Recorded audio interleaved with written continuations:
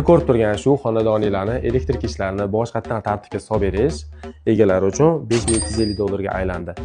Diqqat bilan tomosha qilamiz va izohda fikrlarni yozib qoldiringlar. Agar ishimizda shu summaga arzisa, mana bu narsani bosib qo'yasizlar. Eng avvalo bilasizlar, xonadonning butunlay simlarini A nuqtasidan B nuqtasigacha prozonka qilib chiqamiz. Xonadon bir fazali hisoblagichlar o'tiradi. Biz uni 3 fazali qildirib va 3 fazaga butun xonadonni maksimal tarzda taqsimlaganmiz. Undan tashqari keyinchalik quyosh panel o'rnataman dedilar. O'shanga moslab yengitdan simlar tashlab berganmiz. Bu yerda kichkinagina shitimiz bo'lgan. Buni biz olib tashlab katta qo'yganmiz. Ichini bitta ko'rsatib o'taman. Hisoblagichimizni ham o'rnatganmiz. Kabellarni yengitdan qalin kabellar tashlab berganmiz. Albatta zaryadlovchi stansiyamizni kompakt tarzda qolishi uchun mana shunaqa yuvelir ishlarni amalga oshirib berganmiz va barcha kerakli himoya vositalarini o'rnatib berganmiz. Bu hali hammasi emas.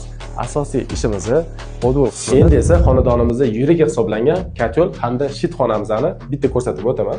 Bu shitimiz bu xonadon uchun katta bo'lib ko'rinishi mumkin, ammo barcha himoya vositalarini to'la to'kis qilishimiz uchun katta shit zarur edi. Birinchi navbatda mana elektromobil uchun alohida bir fazali hisoblagich o'rnatganmiz. Limit degan narsani unutildi.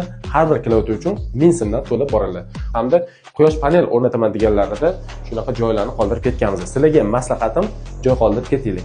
Har bir relay напряжениyaning yonida bypass bo'lish uchun bitta avtomat tashlab ketishni tavsiya qilamiz. Oldin eski videolarimizda joylagan edik. Bu yerda devorda 1 tiyinga qimmat musor stabilizator o'rnatilgan edi. Biz uni olib tashlab, yaxshi sifatli volta stabilizatorni o'rnatib berdik. Musor deganimga sabab rostdan 1 tiyinga qimmat stabilizator edi, yotibdi.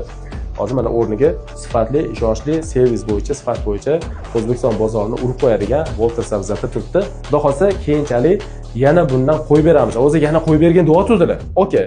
Mana qarang domla, ushlanish o'zi zo'r, 220, 230. Manku stabilizatorimni sotganim yaxshi domla, soqa qilaman domla, lekin sizga bitta dona mashinaga qo'yib bering, mashina o'zi yetadi. Keyin agar erta bahorlarda sizda ehtiyoj tug'ilsa, пожалуйста, qo'yib beraman dedim. Naq qarasalar $1200 ekon olib qolma. Bo'ldi dedilar. Ishimiz sizlarga yoqdimi? Manzur keldimi?